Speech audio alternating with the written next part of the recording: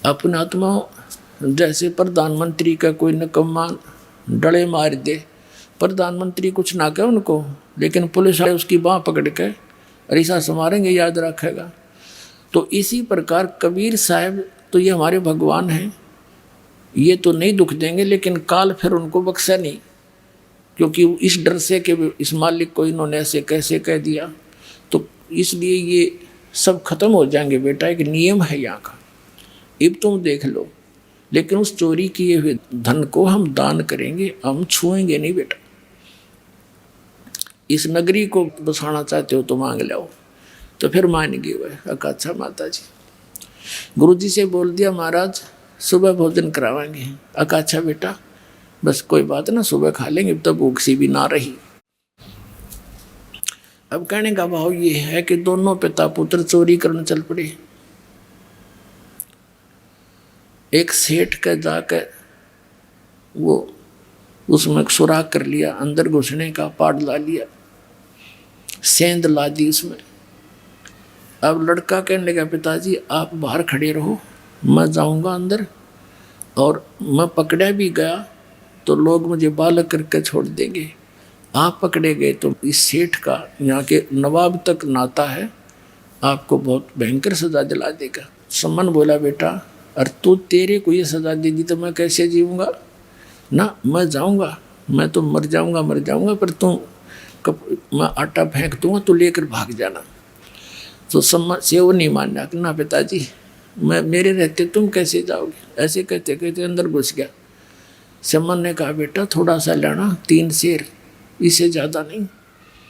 अब लड़के ने अपनी फटी पुरानी चद्दर में आटा अंदाजा सा डाल लिया, 3 सेर, और बांध के गांठ चालन लग गया।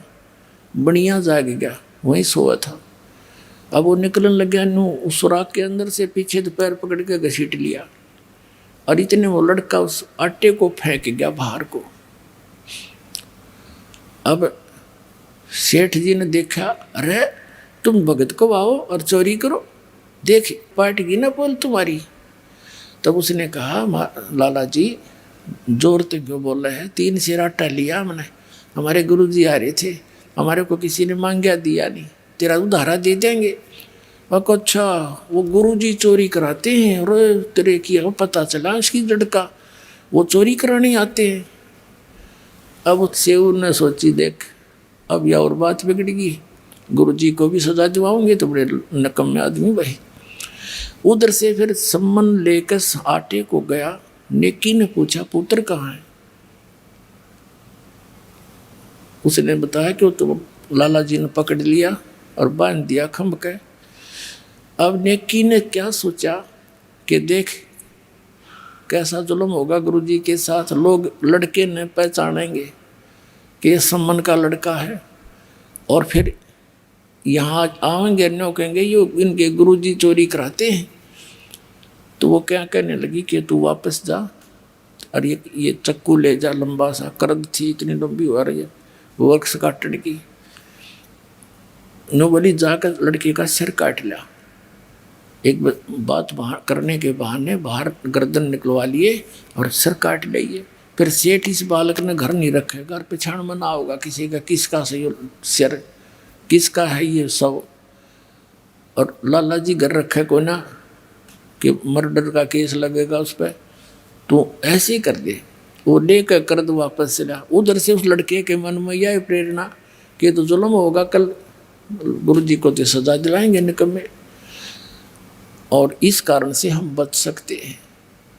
तब सम्मन आया और कहा सेऊ बेटा एक जरूरी बात है, तेरे कान में बताऊंगा, गर्दन बाहर निकाल ले एक बार लाला जी से प्रार्थना करके। अब सेऊ ने कहा लाला जी बाहर मेरा पिता खड़ा है, कोई जरूरी काम बताओ है, और मुझे एक बार बात कर लेने दे। सेठ बोला तू भाग जाएगा, अगर नहीं कसम मुझे मेरे रस्सा ढीला कर दे पैर पग बांध के हैं, और फिर भाजूंगा नहीं, सिर्फ बात करूँगा। सेठ जी ने सोचा ले कर लेने दे बात, ढीला रस्सा कर दिया, और सेऊ ने बाहर सिर निकाला। अब पिताजी था हाथ पाछे का पीछे रह गया, छुपा रखी थी वह छुरी, करद छुपा रखी थी काटने की, नहीं हाथ उठा आगे को। कुछ देर के लिए सतब्द सा हो गया। तब सेव ने कहा कि पिताजी मेरी गर्दन काट ले, और लाला जी तो गलत बोल रहा है, गुरु जी के साथ आपत्ति कर देगा। अब सम्मन और कोई यहाँ तक कह दिया कि अगर तू मेरा बाप है ना तो मेरी गर्दन काट ले, नहीं तू मेरा बाप नहीं है। इतना कहते उस सम्मन में भी जोश आ गया, बस एकदम तैस में आकर लड़के का सिर काट के और चोटी तो पकड़ ले गया। अब लाला जी ने देखा पापा छेन घसीटा तो सिर नहीं उसका, वो डर गया, अब तेरा भी 302 का मुकदमा बनेगा। अब उसने घसीट कर उस लड़के की लाश को रातों रात जंगल में बाहर जाके, एक पजावा होता था, पजावा ये कुम्हार लोग पहले ईंटें बनाते थे, उसके ऊपर चारों तरफ वो खड्डे से होते थे मिट्टी खोदने के, उसमें डालाया। अब जब वो संबंध सिर लेकर घर पे आया, नेकी ने कहा कि कर ले, कहाँ ठीक है, रख दे इसको अलमारी में रख दे और वापस जा। नेकी बोली वापस जा, लाला जी उस लाश को घर नहीं रखेगा, वो किधर बाहर घेर का होगा। और उसकी घसीट देखकर, उसकी लकीर देखकर, लाइन देखकर जाना तू चिन्ह के साथ साथ। उसने जाकर देखा, सचमुच लाला जी तो घसीट कर ले जा रहा था, कच्चे रास्ते होते थे पहले। लाला जी तो आके घेर के डाल के उसको, और अपना जो सुराख था उसको बंद करके, और उस पर रेत डात छड़क के ऐसा कर दिया जैसे कुछ नहीं हुआ था। बैठ गया भीतर, वो उसको लड़के की शव को उठा लिया रातों रात। ऐसे सारे प्रोसेस में उनको सुबह हो गया, यानी घंटा 1.5 घंटा रह गया सूर्य उदय होने में, घंटा का। वो लड़का ला के शव डाल दिया कोठे में पिछली साइड में, और ऊपर फटे पुराने कपड़े डाल दिए, और अलमारी में सिर रखा था लड़के का, कपड़े में लपेट के। अब नेकी बोली मैं खाना बनाती हूँ, गुरु जी को कह दो जी भूख लाग रही होगी आपको, भोजन खा लो, और भोजन खा के चले जाएंगे, जनता किसी ने पता नहीं लगेगा। अब क्या हुआ, भोजन बना दिया, सम्मन ने प्रार्थना करी, 3 पात्रों में डाल दिया। 3 जने थे, परमात्मा थे, 2 उसके सेवक थे उनके, और बैठ के जैसा भी बोरी बारी थी आसन डाल दिया। परमात्मा ने कहा बेटा इनको 6 जगह कर दो, सारे बैठ के इकट्ठा खावांगे। अब सम्मन ने सोची अब बात खुलेगी, गुरु जी को पता लग गया कि रोटी नहीं खाएंगे, घर पर लाश और खाना कैसे खाएंगे, ये तो बहुत बुंडी बनी भाई, हम तो फिर अधूरे रह गए, भोजन नहीं करवा सके परमात्मा को। अब उसने क्या किया, 5 में डाल दिया, 5 में, और बैठ के परमात्मा ने कहा एक और, इसी को 1 में और बनाओ, इसी में से 5 बनाओ, 6 बना दो। तो सम्मन ने कहा जी बच्चा तो कहीं खेलने गया होगा, पता नहीं कब आएगा, अकना मैं जो कहूँ ऐसे कर दो बच्चा। अब उन्हें कर दिया।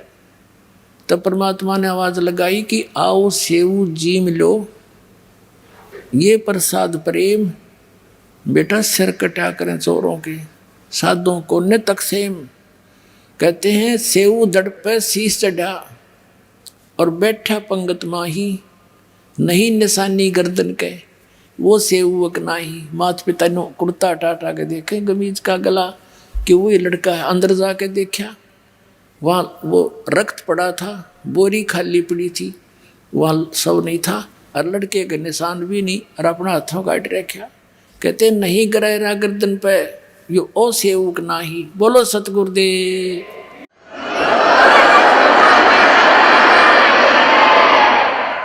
कहते हैं कबीर साहब, गरीबदास साहब जी लिखते हैं कि 56 भोग दिए धनी ने और करे सम्मन के ठाठ, 1 नंबर का सेठ बना दिया उसी जीवन में परमात्मा ने। कहते नुक्ते ऊपर रिझ जाएगा रे, करोड़ कर्म जल जा तुम्हारे। बोलो सतगुरुदेव।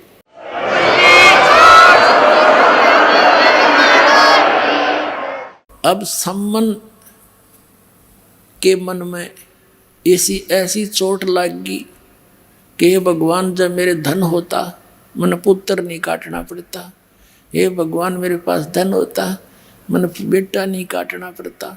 उसके बाद एक सदमा सा हो गया, तो परमात्मा ने उस कारण से उसको धन दे दिया। और साथ में ये भी कहते रहते थे, बेटा यो धन अच्छी चीज़ नहीं, नेकी और शिव, उनका तो बात आ गई समझ में। उन्होंने तो उस धन का की तरफ ध्यान नहीं रखा, अपना मोक्ष चाहा, वो दोनों तो मुक्त हो गए। अब सम्मन के रहेगी कसरवा, अगले जन्म में फिर वो 9 शेरवा का बादशाह बनाया, राजा बना अगले जन्म में। उससे अगले जन्म में फिर अब्राहिम सुल्तान अधम बलख बुखारे का राजा बना।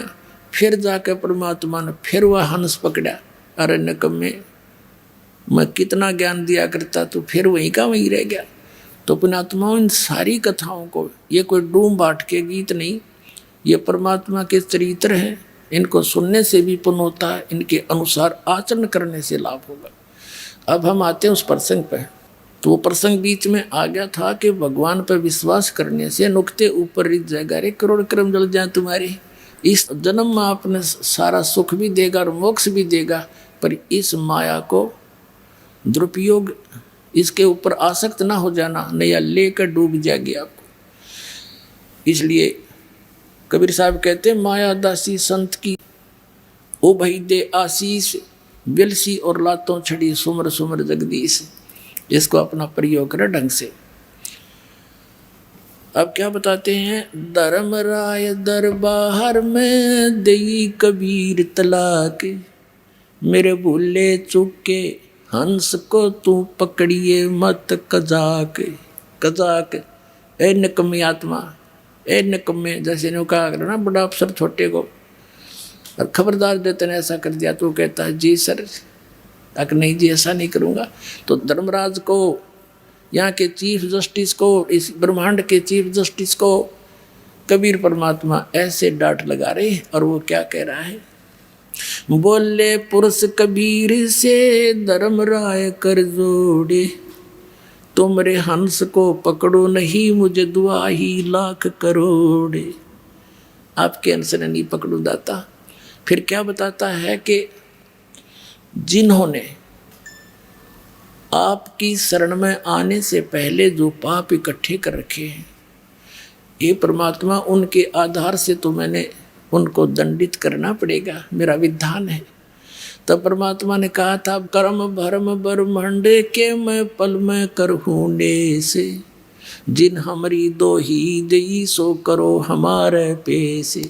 मेरे हंस का तू लेखा जोखा मत कर देना, जिसने तेरे उनके जो पहले किए हुए पाप हैं 1 मिनट में हम सब नाश कर दूंगा, खत्म कर दूंगा, कैंसिल कर दूंगा। कहते हैं, जब ही सतनाम हृदय धरो भयो पाप को नाश, जैसे चिंगारी अग्नि की भाई पड़े पुराने घास। जब लाखों टन घास पड़ा हो सूखा, एक माचिस की सीख जला कर लगा दो, सारे को फूक कर राख बना देगी, चलेगी आंधी तूफान, साफ हो जाएगा, समाप्त हो जाएंगे।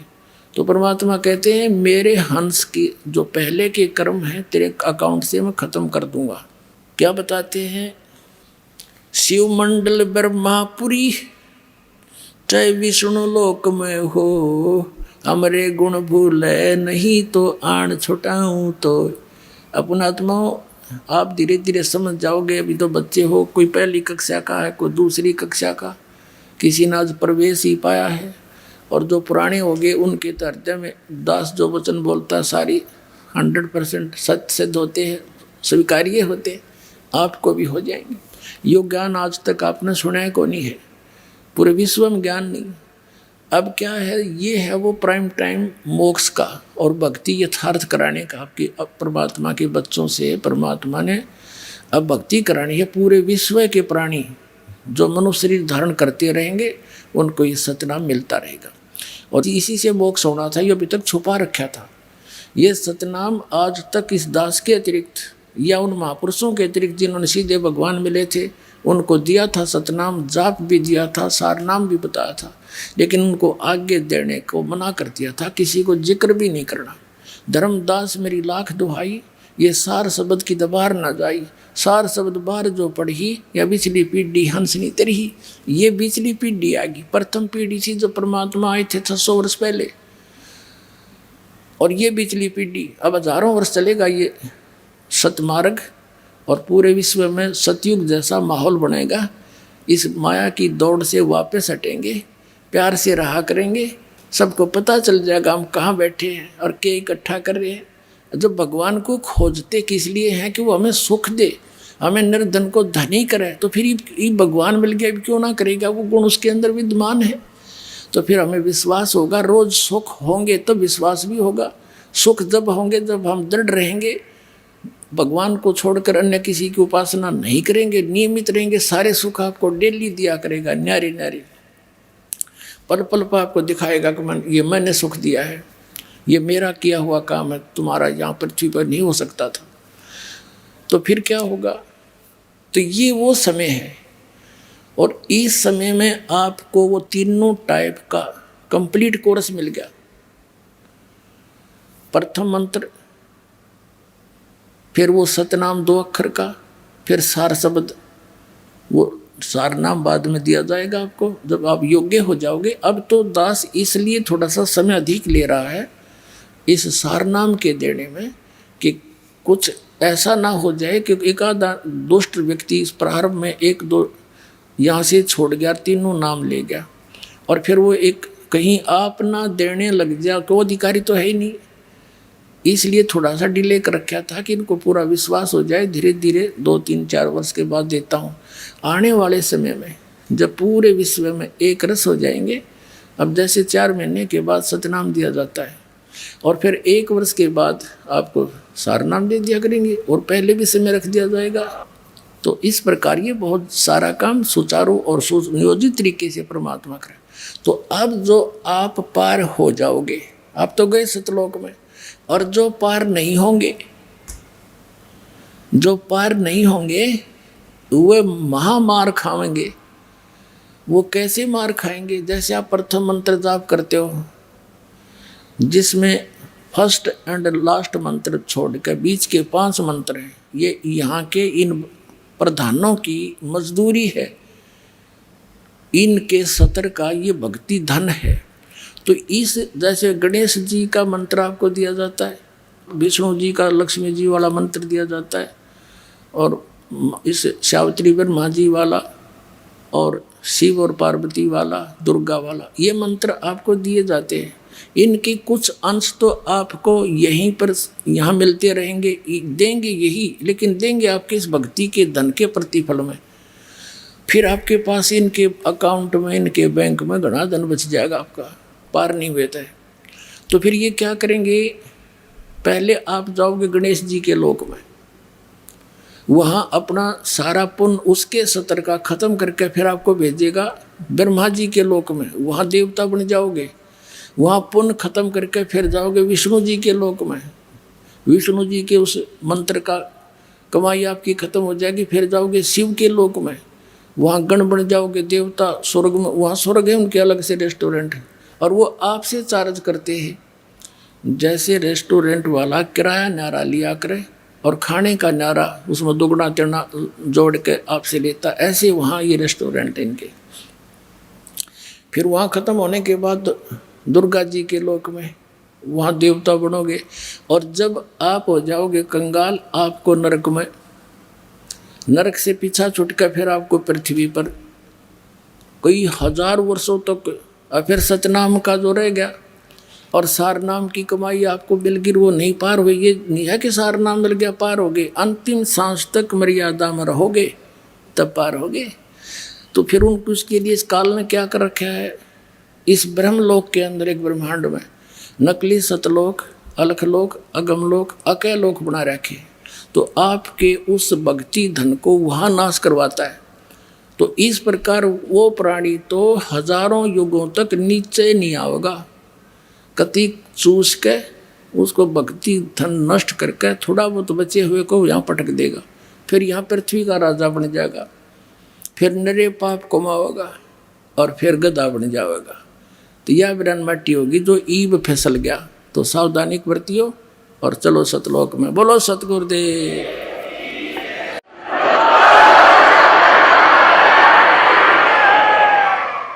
अब कबीर साहब कहते हैं कि शिव मंडल ब्रह्मापुरी चाहे विष्णु लोक में हो, हमरे गुण भूले नहीं तो आन छुटाऊं तो। जैसे गलती से कोई रह गया और वहां जाकर उसका याद आ गया कि हम तो गलत कराए, गुरुजी बताया करते थे, या तो हमारी पूंजी धन नष्ट होगी। अगर वहां भी आप पुकारोगे मालिक को, कहते वहां से भी छुटा लाऊंगा तुमको और पुनः फिर भक्ति प्रारंभ करा दूंगा। इतना समर्थ है ये परमात्मा। बोलो सतगुरुदेव। अब आज के जो सत्संग का निष्कर्ष ये है पुण्यात्माओं, समर्थ का शरणाग हो रंग होरी हो, कदे न हो एकाज राम रंग होरी हो। तो इस समर्थ की शरण में रहना आखिरी सांस तक आपके 101 पीढ़ी पार होगी, ये लिख लेना बेशक। बोलो सतगुरुदेव।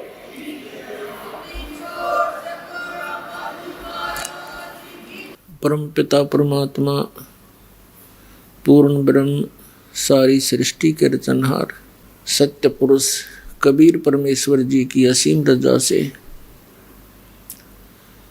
आप सभी पुण्यात्माएं परमात्मा की ये अमर कथा सुनने के लिए उपस्थित हुए। पुण्यात्माओं, लाल की कीमत को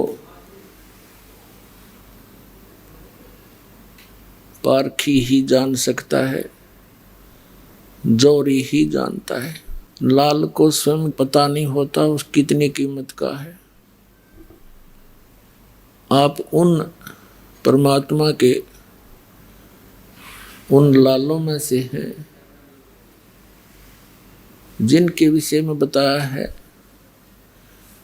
कि लख बर सूरा जूझ ही लख बर सावत दे, लख बर यति जिहान में तब कहीं सतगुरु शरणा ले।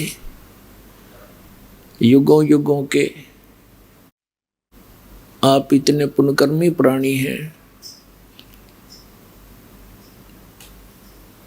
न जाने कितनी बार ऐसे महान कर्म किए हैं आपने, जनता के अंदर आप बहुत घने प्रसिद्ध हुए, क्योंकि जो नेक आत्माएं होती हैं वही शुभ कर्म किया करते हैं, परमार्थ में शीश दिया करते हैं। लखबर सूरा जूझ ही, सूरवीर व्यक्ति वो इतना पुण्यकर्मी प्राणी होता है, पिछले पुण्यों के आधार से ही प्राणी अपने प्रत्येक धर्म कर्म पर दृढ़ रह सकता है। जो सूरवीर व्यक्ति होता है वो अधर्म करता नहीं, अधर्म सहन भी नहीं करता और अत्याचार अन्याय के विरुद्ध वो अपना शरीर भी न्योछावर कर देता है संघर्ष करते करते। तो वो पुण्यकर्मी प्राणी ही ऐसे कर्म किया करते हैं। लखबर सूरा जूझ ही, सूरवीर व्यक्ति युद्ध के अंदर बैक नहीं हुआ करता, लेकिन वो युद्ध बकवादों में नहीं करता। सिर के ऊपर से पानी चला जाता है तब ही वो कोई ऐसा स्टेप उठाया करता है। फिर बताते हैं कि लखबर सूरा जूझ ही लखबर सावत दे। अब तो पृथ्वी पर शायद ही कोई व्यक्ति हो, क्योंकि कलयुग का ये बहुत खराब समय चल रहा है, इसमें ऐसे व्यक्तियों का जन्म शायद ही हो। पहले बहुत होते थे, जिस व्यक्ति के दोनों हाथ घुटनों से नीचे तक लंबे हों या एक हाथ हो, उनको सावत बोला करते थे। वो बहुत पुण्यकर्मी प्राणी होते हैं और वो भी बहुत धार्मिक होते हैं, सहनशील होते हैं, कभी किसी को कष्ट नहीं देते और राज्य पद पर भी प्राप्त हो जाते हैं तो भी वो जनता को अपने बच्चों की तरह रखा करते हैं।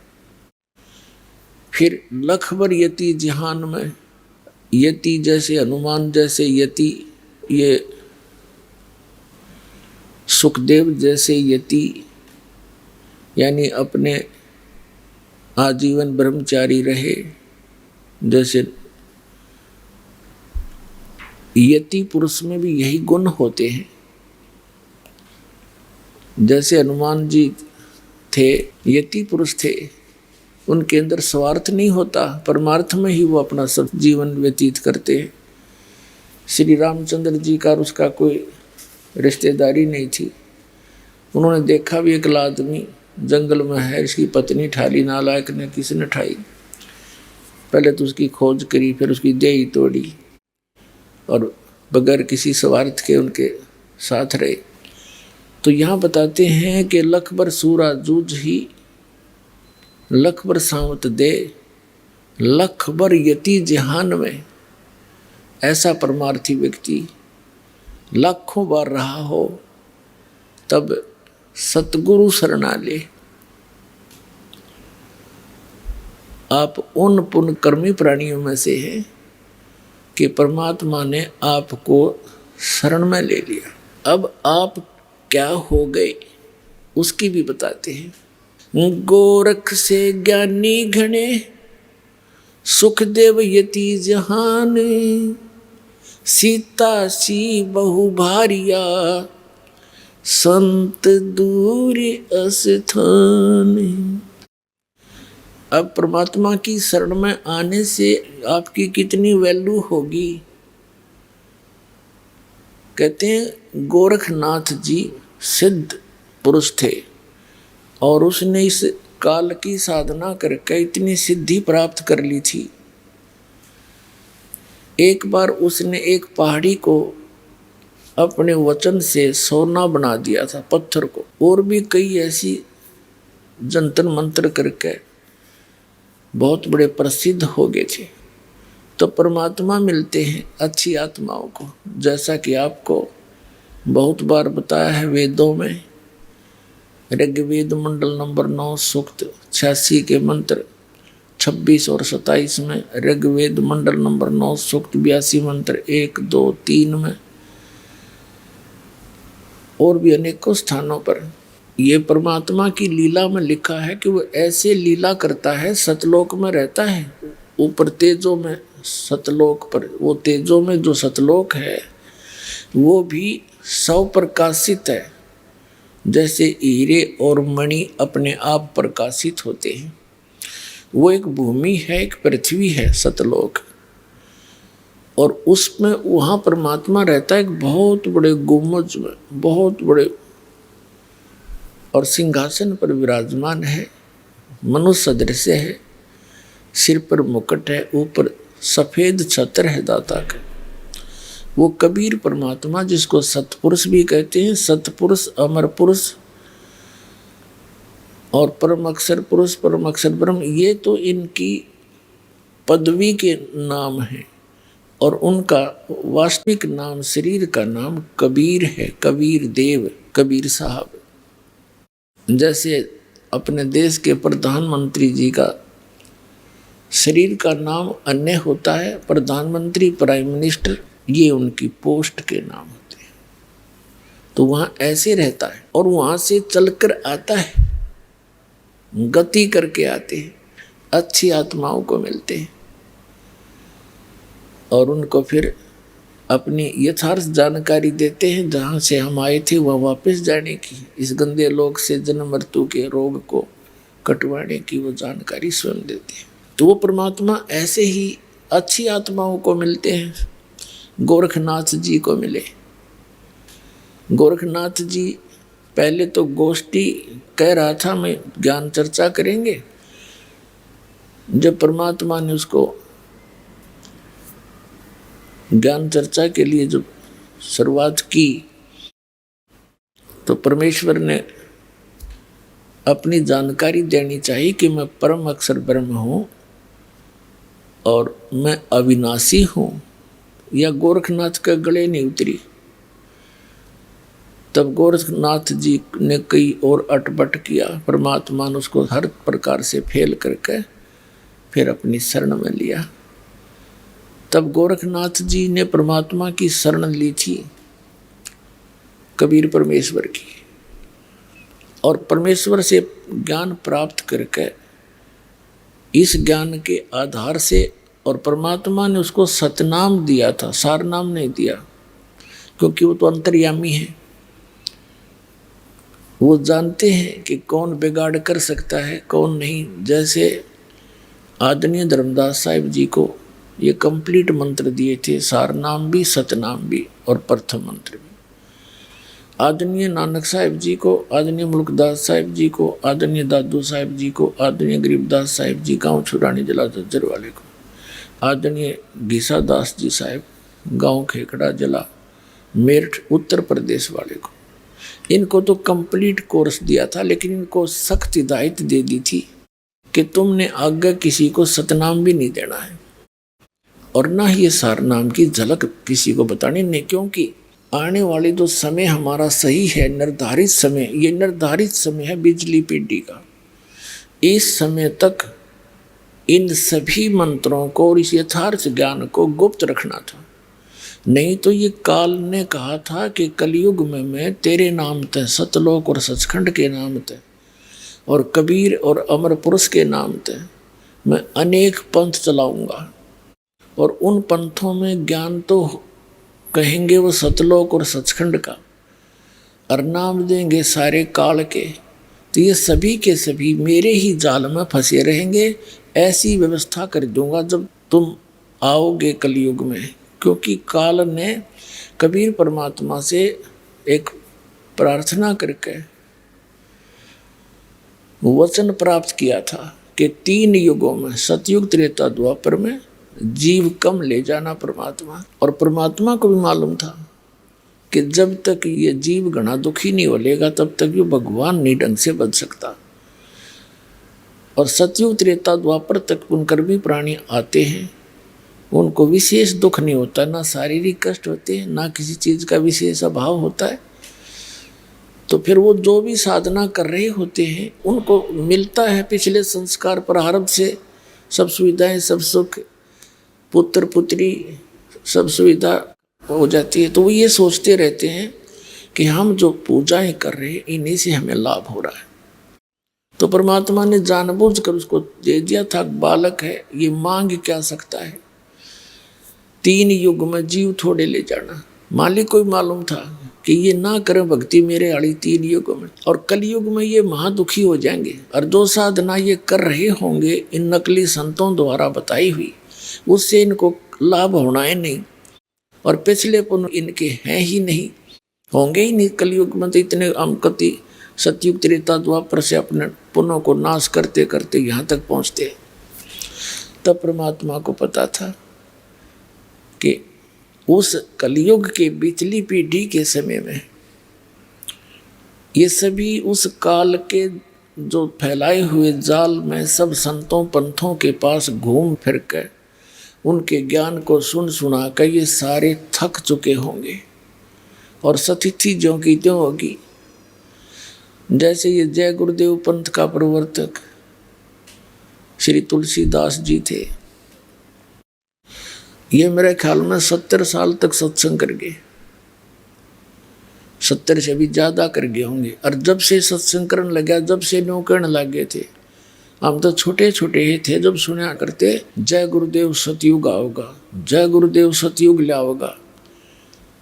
वो सतयुग तो है ना, घोर कलयुग ला गए वह, और आप भी चले गए ब्रान माटी करवा के।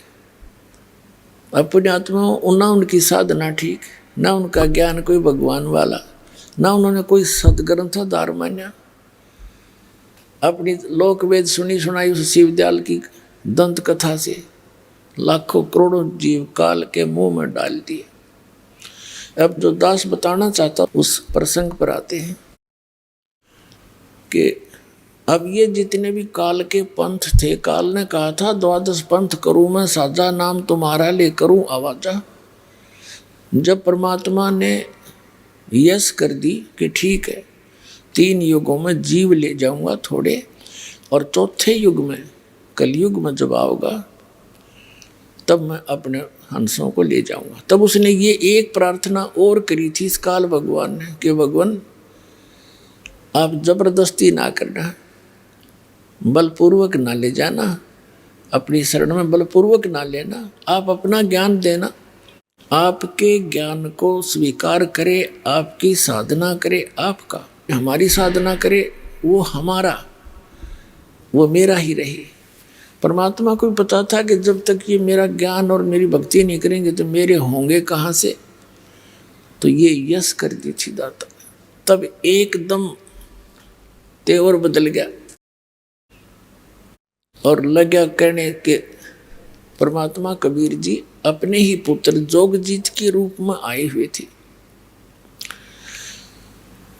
तो कहा था इस काल ने कि जाइयो जोगजीत संसारा, वैसे चला जाइए संसार में जाकर।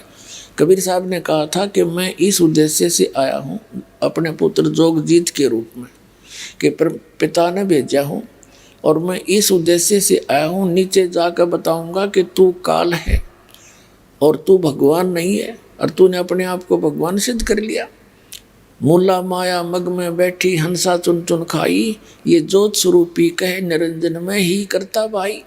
एक न करता दो ना करता नौ ठहराए भाई, और 10वां भी धुंधर में मिल जा सत कबीर दुहाई।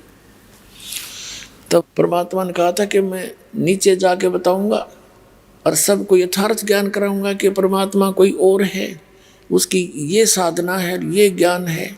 उनको सतनाम दूंगा, सार नाम दूंगा, और तेरे काल के जाल से निकाल कर सतलोक वापस ले जाएंगे। तब उसको दुख हो गया इस बात का, कहने लगा जब तुम्हारा समय आओगा ना कलयुग का, इनको ऐसा कर दूंगा, भक्ति योग नहीं छोड़ूंगा। अब जैसे आदि शंकराचार्य जी के बाद पवित्र हिंदू धर्म में मूर्ति पूजा और श्री राम और श्री कृष्ण की भक्ति चरम सीमा पर करवा दी, कितने मंदिर बनवा के, कितने तीर्थ बनवा के, कितने केदारनाथ बनवा के इस काल ने कति विघ्न तार दिया। तो क्या कहा था कि 12 पंथ करूं मैं साजा और नाम तुम्हारा ले करूं आवाजा। 12 पंथ नाम जो ले ही मेरे मुख में आन समोही, या और अनेक पंथ चलाऊं या विद जीवों को भरमाऊं। जाओ जोग जीत संसारा, जीव न माने कहा तुम्हारा। जीव तुम्हारा कहा न माने और हमरी ओढ़ हो बाद बखाने। अब परमात्मा ने कहा था कि ठीक है, वो आन दे कलयुग का बिचली पीढ़ी का समय, तब मैं अपना एक दास भेजूंगा। परमात्मा ने कहा था जब बिचली पीढ़ी का समय आएगा और 5500 वर्ष कलयुग बीत जाएगा, तब मैं अपना एक अंश बेचूंगा और फिर वो पूरा ज्ञान समझावेगा। और उस समय तक मालिक को मालूम था कि ये काल के द्वारा प्रेरित जितने भी संत और पंथ हैं ये चरम सीमा पर होंगे। इनके द्वारा दिए गए ज्ञान और भक्ति विधि की पुस्तकें बन चुकी होंगी, और जब मेरा दास जावेगा इनकी सब की पोल खोल देगा, सदगर्थों से मिलावेगा और इनके थैलों के झाड़े ले लेकर खोल खोल के दिखाओगा, देख भाई इसमें ये माल है।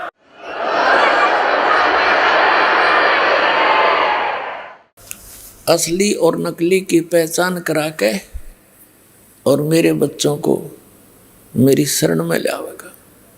तो वो समय ईब आ गया।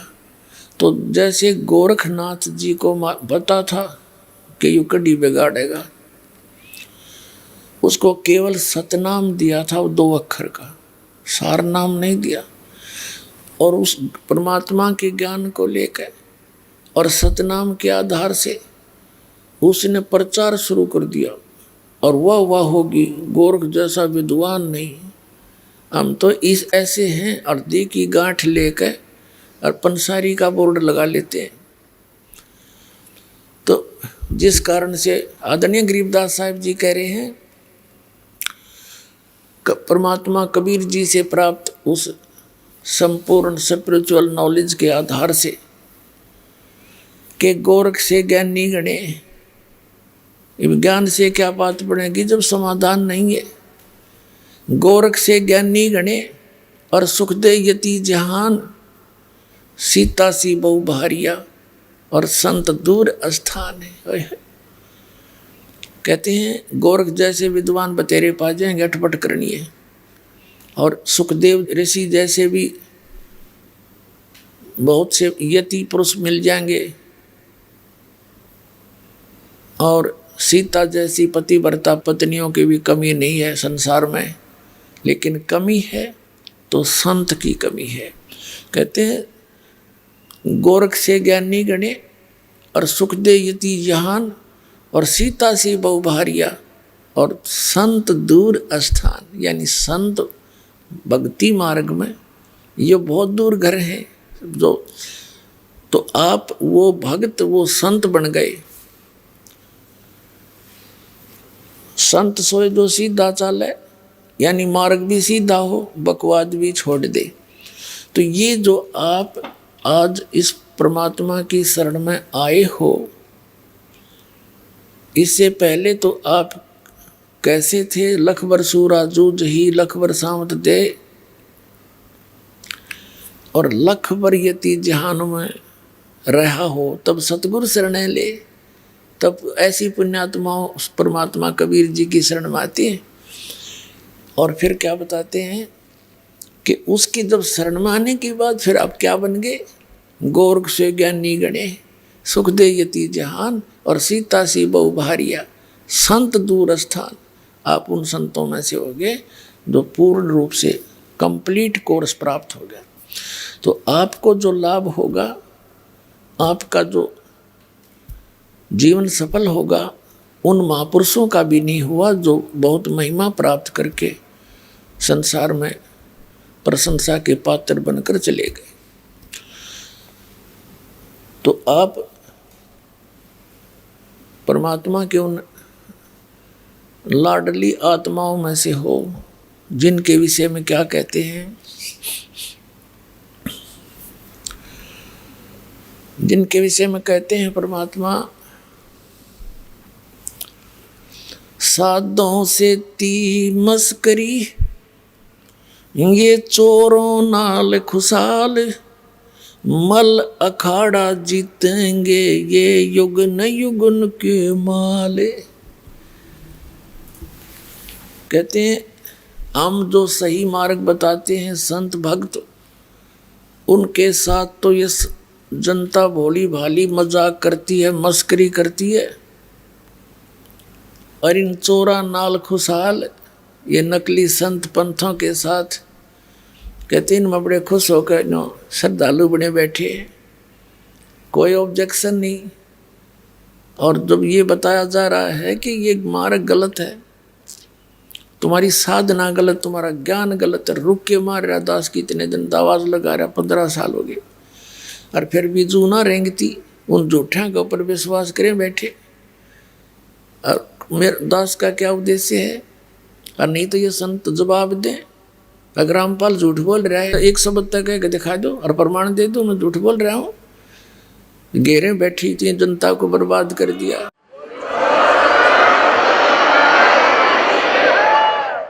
और क्या कहते हैं कि साधों से ती मस्करी और इन चोरा नाल खुशाल, मल अखाड़ा जीतेंगे ये युगन युगन के माल। आप कोई आज के नहीं लग रहे, असंख्य युगों से आप भक्ति की प्रेरणा में कहीं ना कहीं भटक रहे हो। परमात्मा आते हैं, चारों युगों में आते हैं, चारों युग में संत पुकारे, कूक कहा हम हेल रे, हीरे माणिक मोती बरसेंगे जग चुगता ढेल रे। परमात्मा कबीर जी बताते हैं कि हम चारों युगों में आए, सतयुग में सत सुकृत कह टेरा, त्रेता नाम मुनींद्र मेरा। द्वापर में करुणा में कहाया, कलयुग नाम कबीर धराया। चारों युग में संत पुकारे, यानी जिन पुण्यात्माओं को परमात्मा कबीर जी परमेश्वर सतपुरुष आकर मिले, उन्होंने फिर उस परमात्मा के ज्ञान का जन जन तक कोशिश की पहुंचा दूं। जैसे आदरणीय नानक साहिब जी को स्वयं परमात्मा सतपुरुष आकर के बेई नदी से लेकर गए सचखंड, 3 दिन तक उनको अदृश्य कर दिया, गुप्त कर दिया उनके शरीर को, और सब लोगों से सब सतिथि से परिचित कराकर वापस छोड़ा। आंखों देख कर परमात्मा की महिमा को, ऊपर के नज़ारे को, और गरीबदास साहिब जी को भी ऐसे लेकर गए थे। तो इन महापुरुषों ने फिर वापस आकर सत संसार में सब लोक लाज सब मर्यादाएं तोड़ दी, क्योंकि ये दृढ़ भक्त होते हैं और इनको कंप्लीट कोर्स दिया था इन्होंने। कभी किसी परमात्मा ने कहा था भी जिक्र नहीं करना, इन्होंने किसी को छींट भी नहीं लगने दी उस माल्य के 3 मंत्रों की, क्योंकि अगर वो पहले बता जाते थे या बात बिगड़ जाती। ये काल के दूत यही नाम देते पाते गुरु ग्रंथ साहिब मत नोट करके हैं, और ये अधिकारी थे नहीं। अधिकारी तो दास भेजा मालिक ने बना के कलयुग में।